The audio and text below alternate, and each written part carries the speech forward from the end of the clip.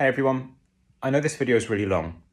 By really long, I mean most people only tend to watch about 5 or 6 minutes of each video that I make, which is fine. But the information in this video, I don't think I'm going to cover again. So if you only get halfway, sure, bookmark it, come back at a later point. The information and all the important stuff with regards to getting a job like mine or building a job like mine keeps being dropped the whole way through. It's all important.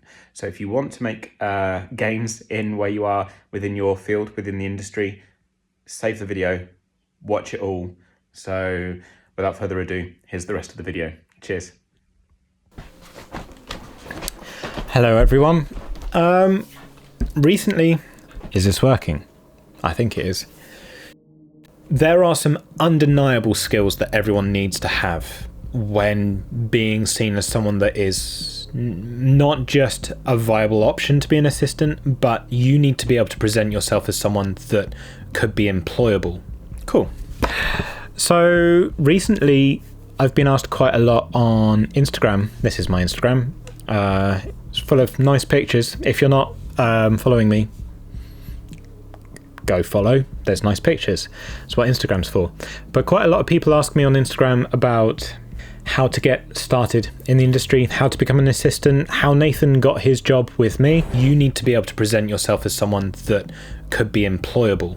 For me, what that looks like is someone that give a fuck, care about what you do when you get the opportunity and about that setup, graceful in rejection, knowing how to make coffee, and making the most out of your social media and making it grow and being visible. The complete outside chance out of all of this is the route that I took. Nathan actually made a video about things to not do when trying to get hired. I'll put a link up here and down there for it.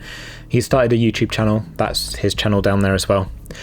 And it was an interesting question because, quite honestly, there is not one singular way to get a job in the industry anymore. There are multiple routes, which is great, but it also means that knowing what direction is useful to you is tricky, because the old way, in theory, was you'd get a job at a studio that was making records and you'd tidy, clean toilets, make drinks. And those jobs probably still exist now, but it's not the only way to get into the industry. An example being is that that's not how Nathan got his job working with me. I ended up noticing that when I was working with Nathan's band called Centuries, that he was more interested than most people usually are about the recording process. So I invited him to a session because I've been looking for someone to help me with doing the things that I don't want to spend my time doing anymore. And that's something as simple as setting up microphone stands and cables and stuff when I'm at Middle Farm, or doing certain editing jobs when I'm still recording. So finding an assistant for me was a logical next step. It turns out that even getting to that step for some people seems out of reach. Sorry, I'm just setting up this session at the moment, so I thought I would talk whilst I did work. This session is by a band called Harriet, and this is just my setup session for where I print MIDI and stuff like this. So if you hear sounds or see the screen, that's what's going on. So where was I? Route to access, how to get a job. There are some undeniable skills that everyone needs to have when being seen as someone that is not just a viable option to be an assistant, but you need to be able to present yourself as someone that could be employable. For me, what that looks like is someone that is interested in the job beyond just wanting to mix, is interested in the guts of how to make a record, the art of recording something really well, and the enjoyment in learning how sound creation works, why different drum heads work on different drums and what that relationship means, why those materials change that sound. And then learning how to use that information to their advantage when building songs. because there isn't just one default preset drum sound for all records.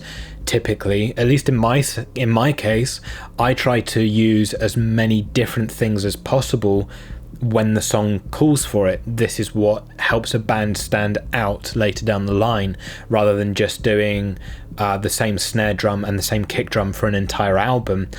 There are some songs and some records that I do where we will change the entire drum kit for a bridge and a verse, and we'll do that every single song, and it won't be the same alternate setup, if you see what I mean. So I guess, what does that boil down to? Giving a fuck more than most people give a fuck, but also not being needy, pushy about it. Being available, being on time, being available, really good. What does that look like? For me, if I was to hire someone again, I would want to be able to go, okay, set up this mic on that thing for this purpose. Go set up the overhead mics. And to be able to tell you what the overhead mics are, and you would know to ask, are we doing a space pair? Is it ORTF? Are we doing X and Y? How far away do you want it? And know how to have it done in a way that doesn't look ugly as well is actually quite important. Good cable management goes a really long way. There's something really satisfying about seeing a whole drum kit mic'd up in a way that looks like it should be played, not just stands sticking out with boom arms all over the place. It's actually one of the reasons why I do spot miking from underneath cymbals, is so that we don't have boom arms coming out of the drum kit that can be hit by someone just walking past. I try to ensure that everything's at as flush as possible. Small details like this, and caring to learn these small details for you, the person that may want a job in the industry, these are the differences between someone that will give a fuck and someone that won't. When I talk about being available, you're going to spend a lot of time trying to put yourself in front of different producers and engineers to be simply in the room. If I was to be doing that, I would be approaching the engineers that I look up to, that I know are not too far away from me, and going, are there any sessions where you would like some help, where you would like some free help? And work, it's not work for free, because you're being paid in experience, in something that education at university and college simply cannot give you. Those offers, they take a little while to filter through, but even if they say not right now, you go, all right, please keep me in mind. I'm trying to learn as much as I can about the things that I can't learn about at university or college. Being graceful in being declined is also important. How we deal with rejection, because that shows how professional we can be. Kind of sounds a bit like niche, but also really caring about how to make good coffee and tea goes a really long way. There's a really good channel for that. There's a guy called James Hoffman. If you want to care and learn about it, go and look at what he does. He is incredible. But that's the hipster coffee making stuff out of the way. Giving a fuck, taking pride in what you do, so that's the cable management thing. Being graceful with dealing with negatives, so if you get rejected, don't stop, just be ever curious, I suppose.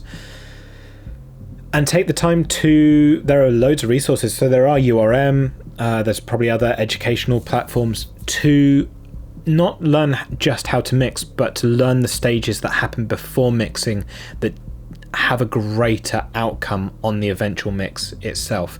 Stuff like, and it's not limited just to learning how songwriting works and learning about key and modes and stuff like this, but learning how texture and intention changes things. Being visible on Instagram and being able to show the skills that you do have or the things that you are trying to learn also works as building a social media style business card, because the people that you are connected to, you have no idea how few steps away they are from the person that you want to talk to. So being impressive to them may also mean that they are impressed enough to talk about you. So that's give a fuck, care about what you do when you get the opportunity and about that setup, graceful in rejection, knowing how to make coffee, and making the most out of your social media and making it grow and being visible. The complete outside chance out of all of this is the route that I took, which is when I started music, I didn't know that what I wanted to do for a living was music. So I just recorded my friends and the bands that were around me because I genuinely enjoyed doing it. I genuinely found the act of creating music exhilarating. It's not that I don't now, it's just that back then it was the equivalent of playing sports for me. I just loved doing it, so I just kept wanting to do it. I kept wanting to be around people that would enable that to happen. As a result of growing my profile by doing the job, even though I was doing a lot of it wrong, that got me other opportunities. So being visible and being proactive and doing what I can with what was available to me worked in my benefit. I had no idea whether it would or wouldn't, but it worked out.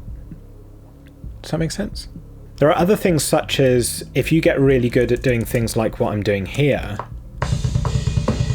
like converting MIDI into realistic sounding drums, providing services to people that don't want to do those services anymore, that don't want to convert MIDI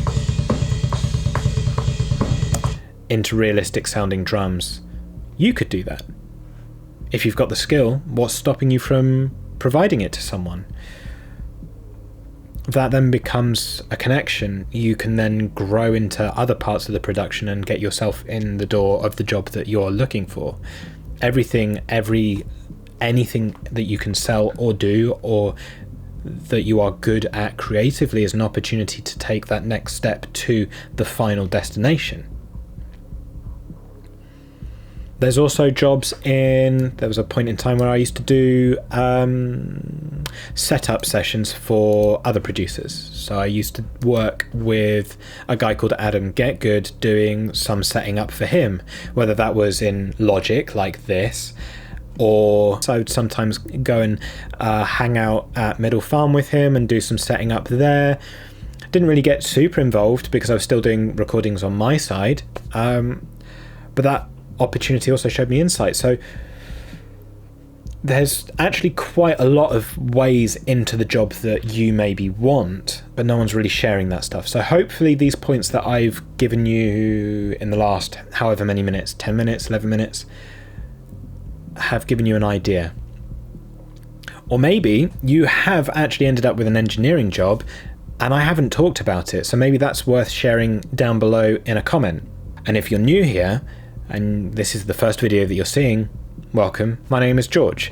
Maybe consider giving a subscription if you find other bits and pieces of content on this channel useful to you. That'd be great. But for the rest of you that are subscribers and have been here before, thanks for coming back. Nice to see that you made it to the end of the video. So until next time, don't be a dick. Eat your goddamn vegetables. Get back to work. Yeah. All right, cheers. Oh, soft.